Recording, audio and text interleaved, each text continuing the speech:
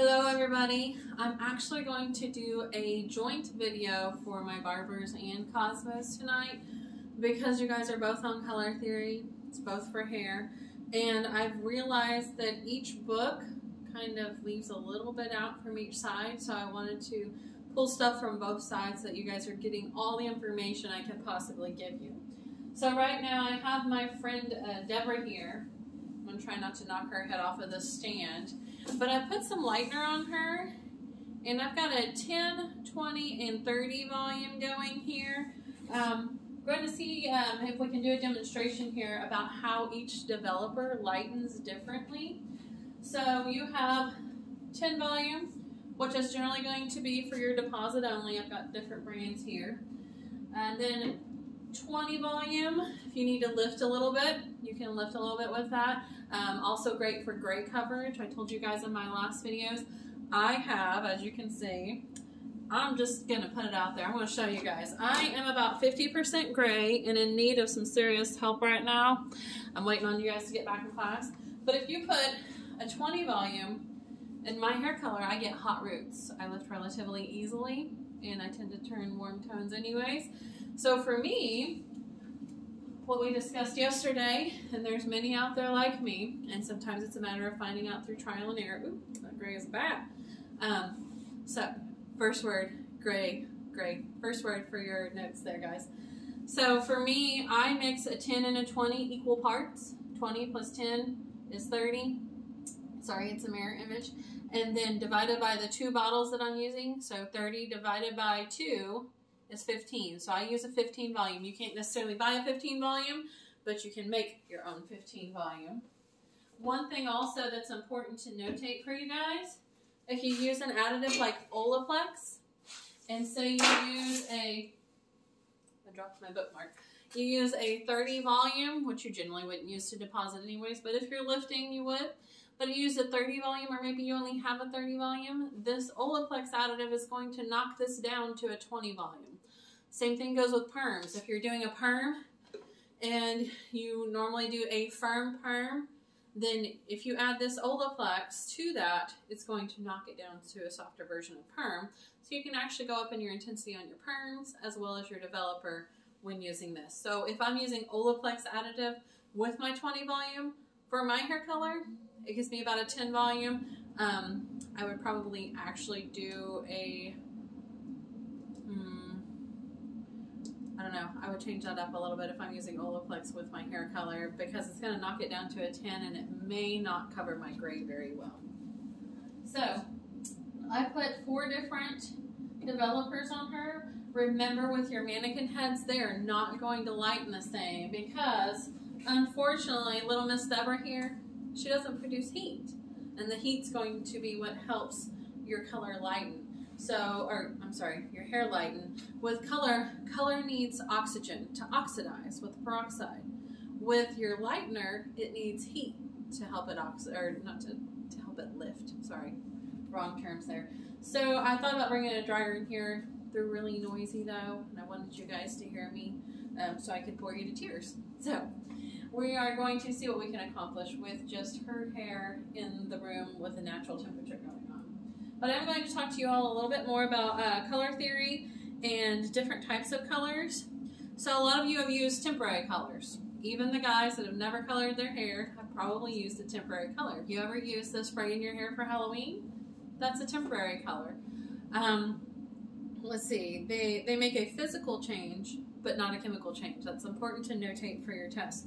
Purple shampoo. A lot of us ladies use purple shampoo. Maybe you're gray, or you just have a lot of yellow pigments, or you've lightened your hair and you're trying to tone some of that yellow down. We know that purple is opposite of yellow on the color wheel. So you've got your yellow present. Remember, we need 3 primary colors to neutralize. So we've got yellow, we need to neutralize that. So we need red, blue, which make purple. And if you put purple with yellow, you have a red, yellow, and blue, so that's going to neutralize it. So a lot of ladies will use purple shampoo to neutralize yellow tones in their hair. I had a client who was a heavy cigarette smoker.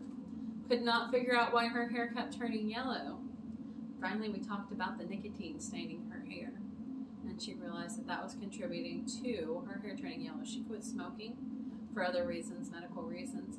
I'm thankful she did, but she quit smoking and now she doesn't turn yellow as easily. Mousses and gels. I use a lot of colored mousses, or rinse as we call them in the salon, for my ladies who are older but don't want to color their hair, but they want to tone down that gray appearance. So we'll use a rinse in between, or if they just don't have time to color just yet, we'll use a little bit of a spray or a rinse, and it washes out with each shampoo. So I will have some people come in and they'll say, my color just washed down the drain. I'm like, we just used a mousse on you. We didn't actually color you. If you see that coming out in the drain, it's perfectly normal. But it's great to get them through until the next time we can get them colored.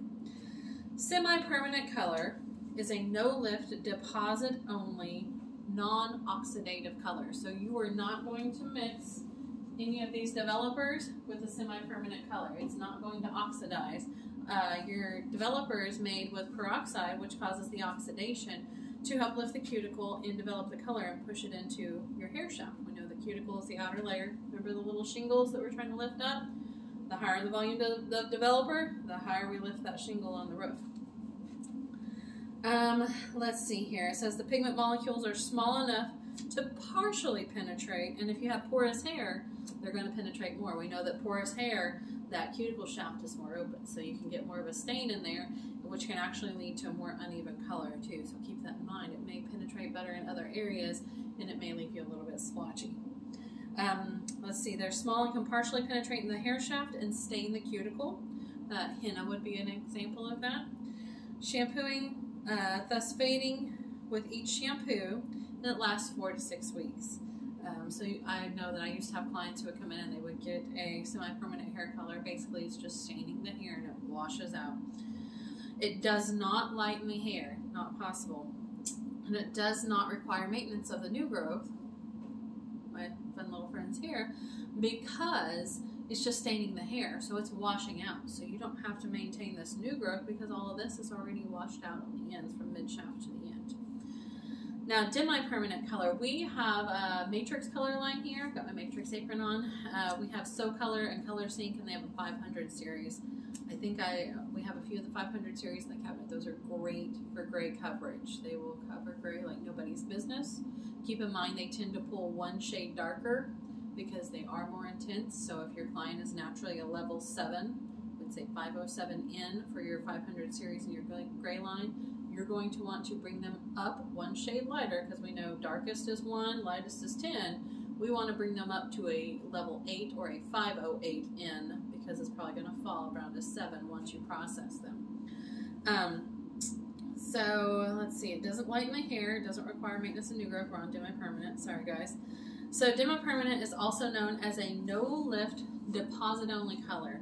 So Color Sync is deposit only. It's not going to lift. However, if you do use a high volume developer, you will give your client that nice little halo we know as hot roots. It's usually less alkaline and mixed with a low volume developer, so your 10 volume. If you wanted to tone someone's hair, say they pulled a little bit brassy and you just want to tone it, they have a beautiful 10 mocha too that will tone that hair beautifully, depending on if they want a warm tone in their hair. They may want a 10 ash violet to cancel out some warm tones in their hair, because we know that ash is cool and violet is cool. Violet's going to cancel out yellow and ash is going to cancel out red tones. So I use a lot of ash violet when canceling out red tones. And each color line will call them something a little bit different, so be mindful of that, what terms they use to refer to it. Some are completely numerical. It's just going to depend on the product line that you use. We chose Matrix because it is relatively easy to use, and a lot of salons use it, so it's a great starting point to learn, and then if you need to branch out to something else, it's a great place to get your basics. Okay, so demi-permanent color is not necessarily any less damaging because of the type of alkalizing agent or oxidizer that is used. The concentration of active ingredients is, however, lower. A hair color glaze is a common way to describe hair color service that adds shine and color to the hair. Glaze is a cosmetic word, so a lot of these lines will now have a clear glaze, as they call it. It's just to add shine to the hair, a little bit of reflective color. Permanent hair colors, which is going to be our So Color. They lighten and deposit the hair, so there are some high lifts, like some ULVs and ULNs in Matrix, so those are ultra high lift. You would use those with like a 30 volume. Now, color will not lift color. Keep that in mind. You have to have what we call virgin hair, hair that has never been colored, in order to lift. So on my hair, it is colored relatively regularly. You cannot stick a high lift, even with 30 volume on there, and remove any of this color or alter my color in any way. You might be able to change the tone if it has more warmth in it, but you're not going to lift any color out of previously colored hair, just virgin hair. Okay, so lightens and deposits color at the same time in a single process. They are more alkaline than demi-permanent colors and are usually mixed with a higher volume developer. So permanent hair color, typically you would mix with a 20 volume developer, unless they tend to get hot roots. If you were going to use Olaplex, you would use a 30 volume developer because it's going to knock it down to a 20 volume developer. Permanent colors contain uncolored dye precursors, which are very small and can easily penetrate into the hair shaft.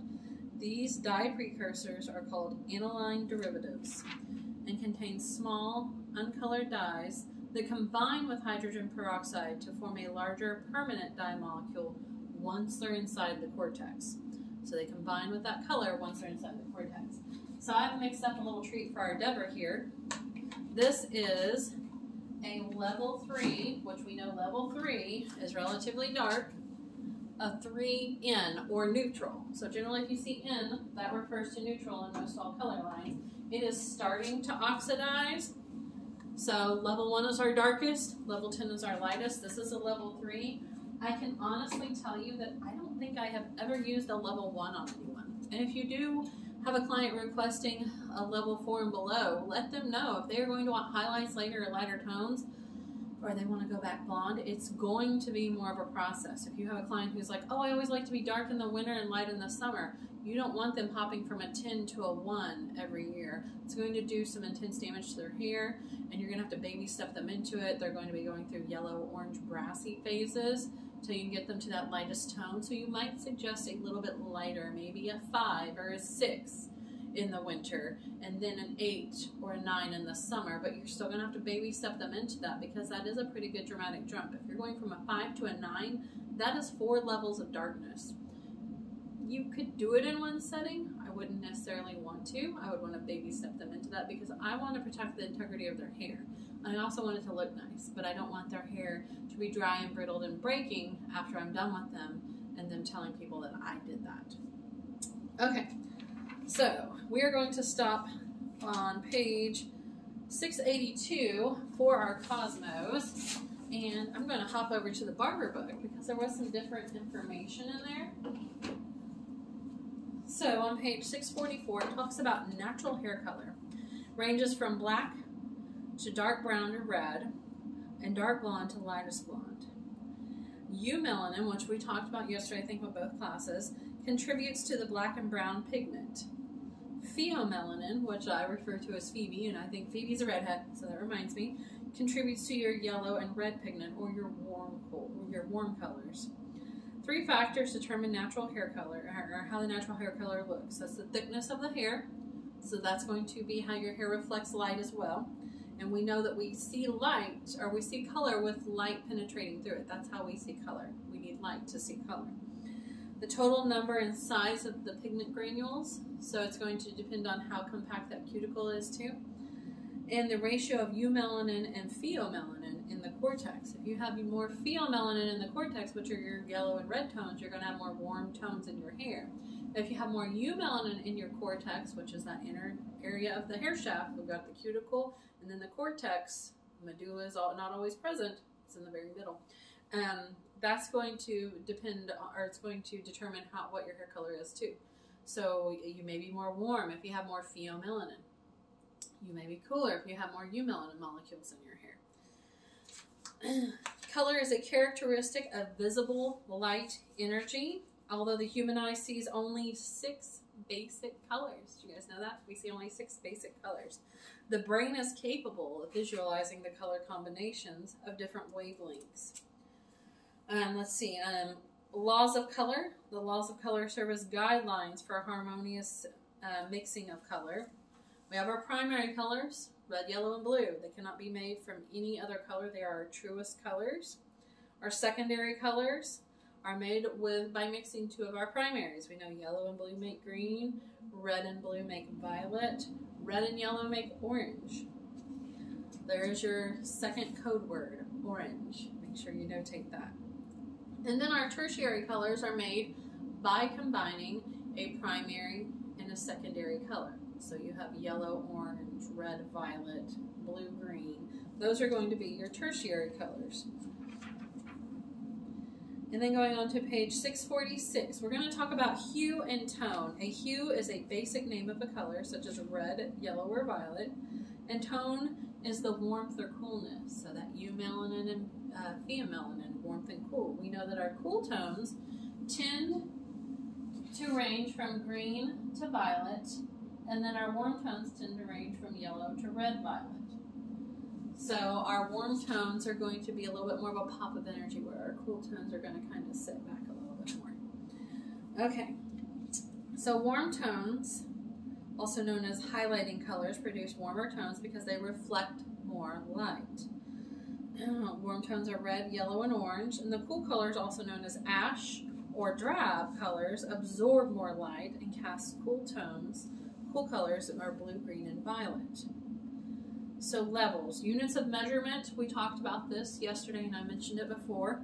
We're going to talk about levels of darkness. So I tend to be about a level 6, 7, just depends on what I've been doing lately to my hair.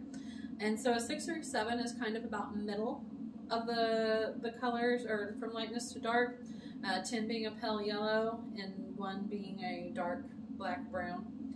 So with your color swatches that come with each color line, you'll generally be able to find the client's natural color or their level system.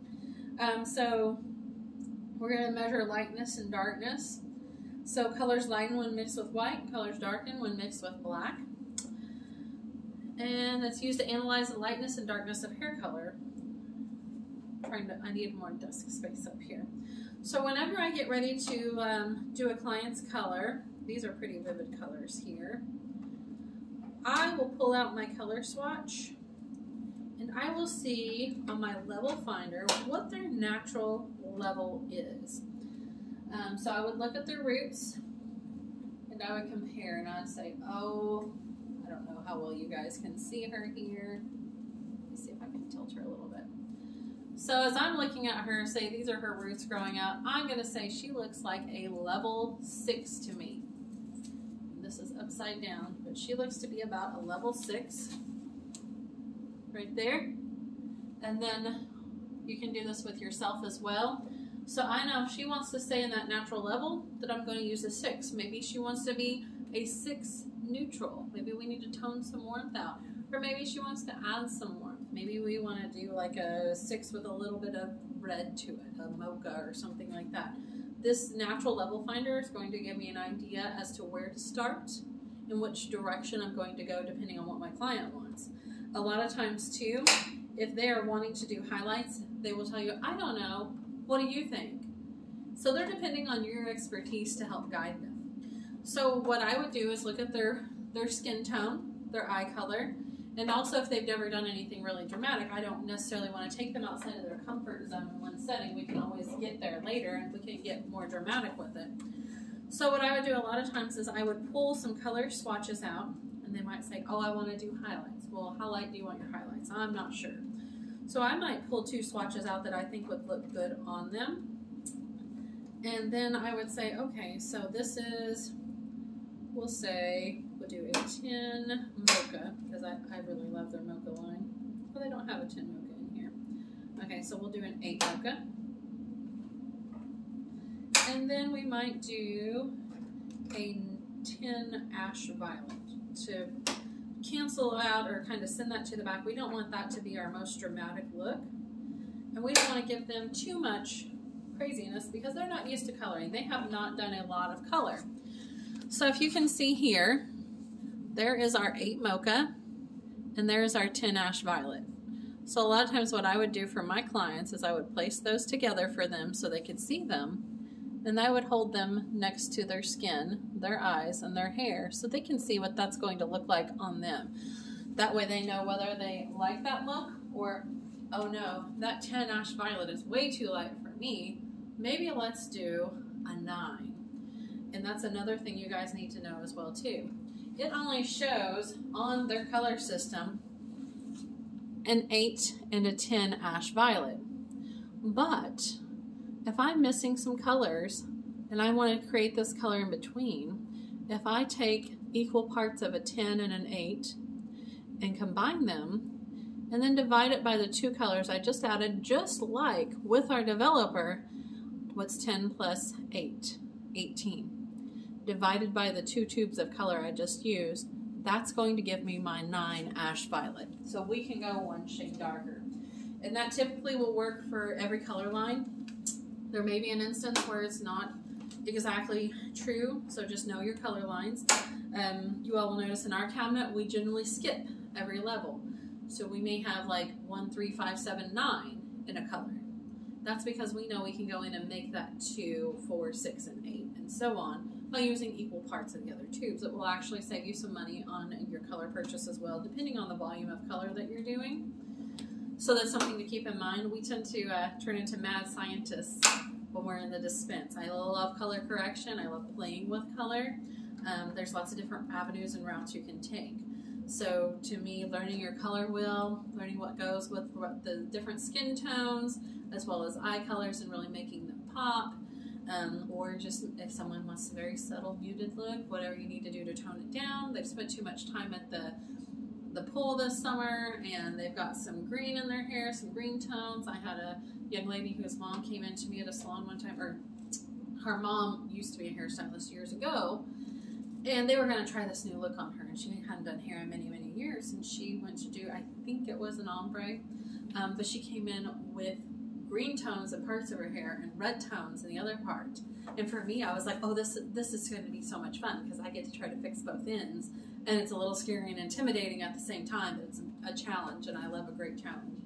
So knowing your color wheel, knowing your different developers and what you would need as far as the porosity and the texture of that hair is very, very, very important.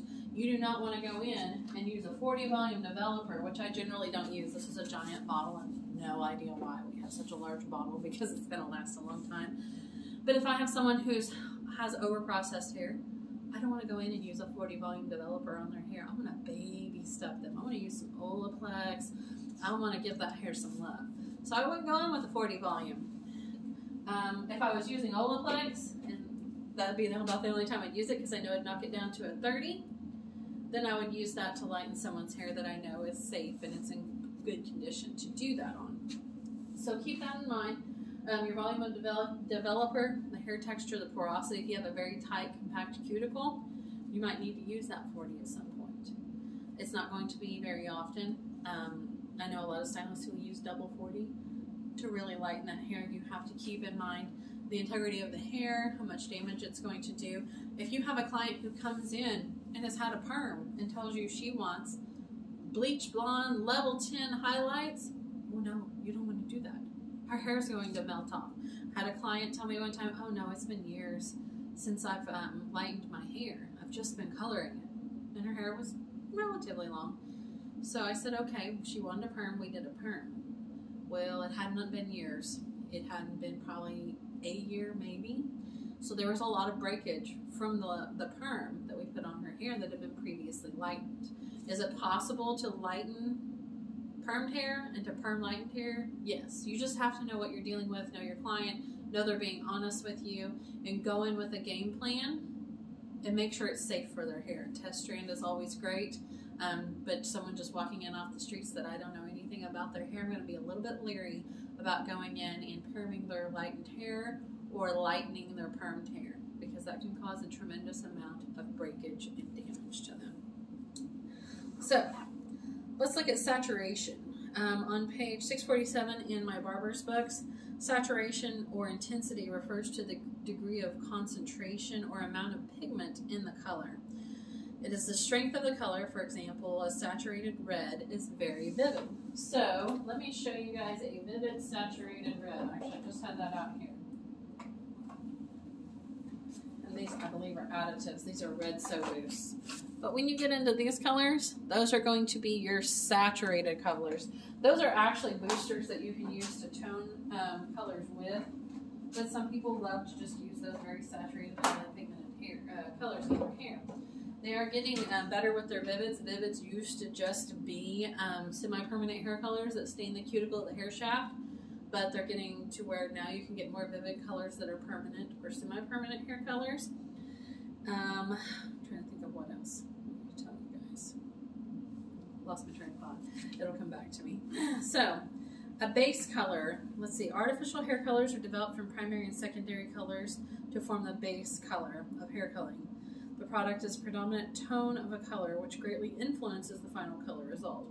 So, you may have a 4VR, which is a violet red. Dominant pigment is going to be violet. Secondary pigment will be red.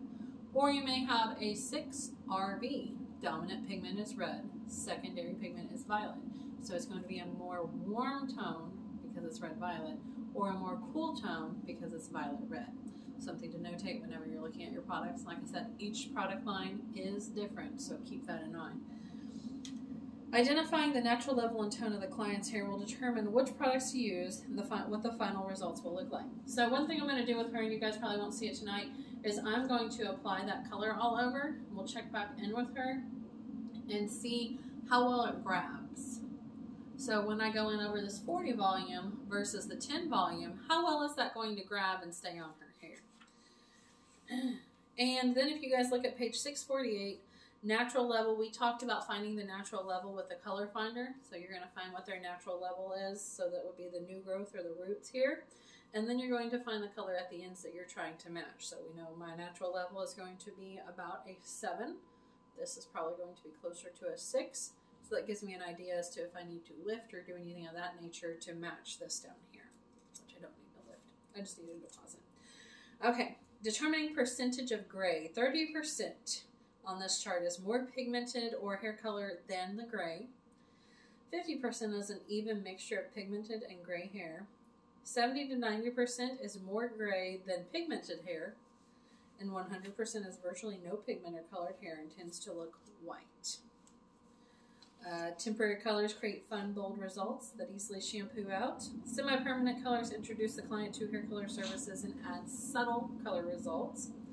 And demi-permanent hair colors blend gray. So if you have someone who isn't necessarily wanting to look as though they just start colored their really, really light gray hair to a level 6, you could go in and use a demi-permanent hair color. It's not going to completely cover all the gray. It's going to look a little bit more soft and natural.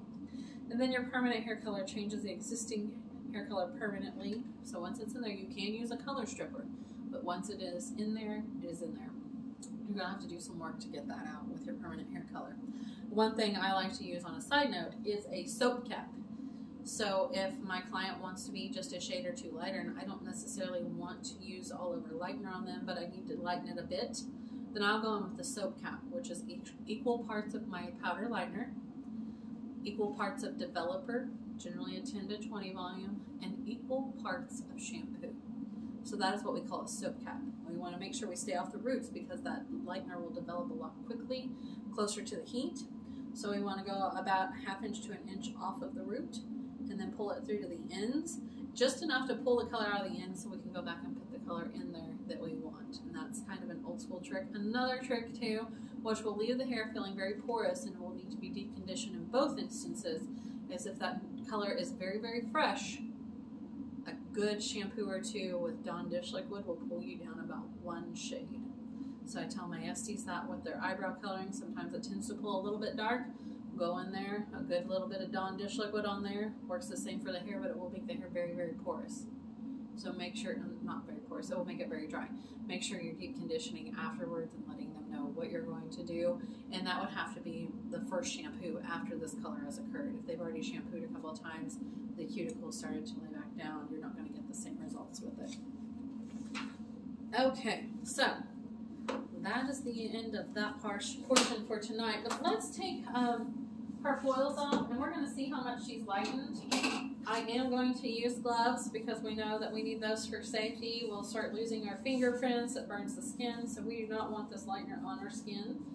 the first one I'm going to take off, let me get this Deborah over here. First one I'm going to take off is her 40 volume in the front. And sometimes when I'm doing a hair color for someone who has a lot of hair, once I'm done foiling in the back, if I'm doing an all over foil, I will go back in there and start looking at those first foils that I did. And sometimes this is what I do to start pulling them out. And she didn't get too light. Uh-oh.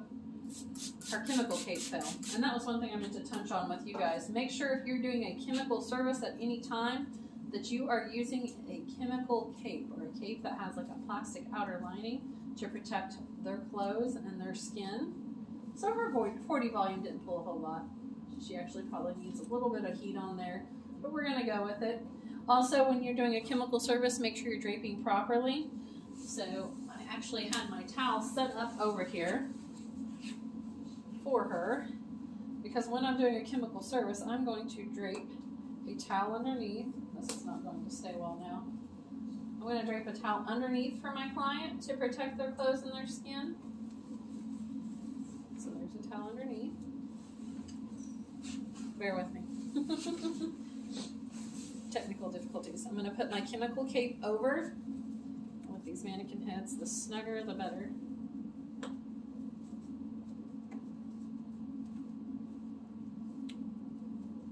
This is really hard to do with gloves on, guys. Sorry. I'm sure you're getting a kick out of me struggling here, because I would be.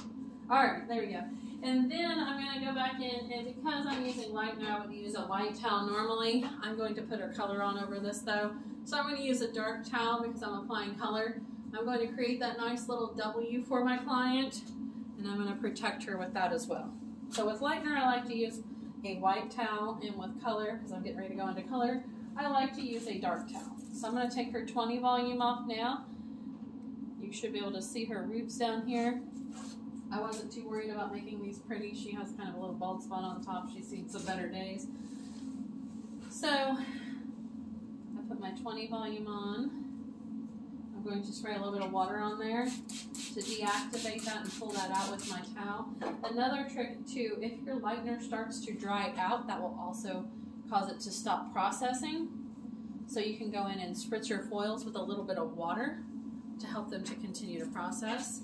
This is my 30 volume back here. I'm going to remove it. So these have all been on here about the same time.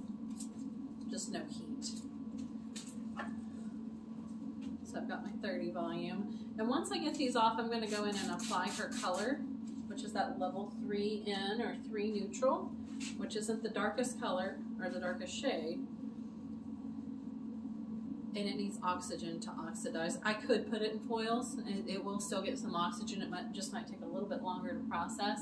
I'm not, I'm just going to let it process in the air. And one good thing to notate with color, it stops processing after a certain point in time. Your lightener, this is my 10 volume by the way, your lightener, however, will not stop processing unless it dries out. So if you add moisture to it, which I'm adding moisture now, but I'm actually pulling the lightener product out.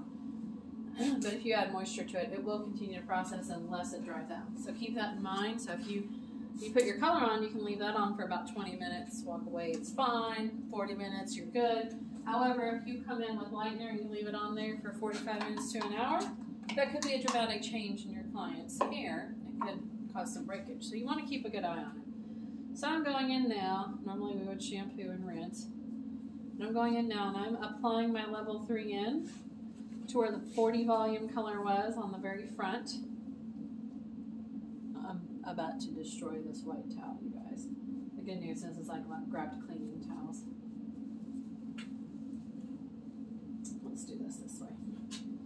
So, my 40 volume on the front. The main thing I want you all to notate is once this color does process, how it processes differently depending on the lightness of hair. So a 3 in on one area where it might be a level 6 is going to look differently than it would on a level 4 or a level 10. They're going to process a little bit differently. So the darker the hair, the better coverage we'll get. You can see it already starting to process up front here. Also, it will depend on the hair's porosity too. So the color may not stay as well on very, very porous hair. Over time it will shampoo out. This I believe, that was 40.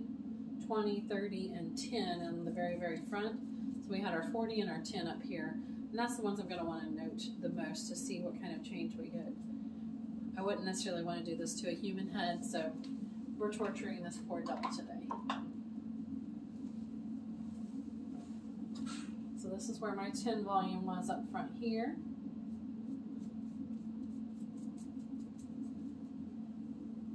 So we're just going to leave that on. We're going to let that process. Usually takes about 40 minutes to process a color.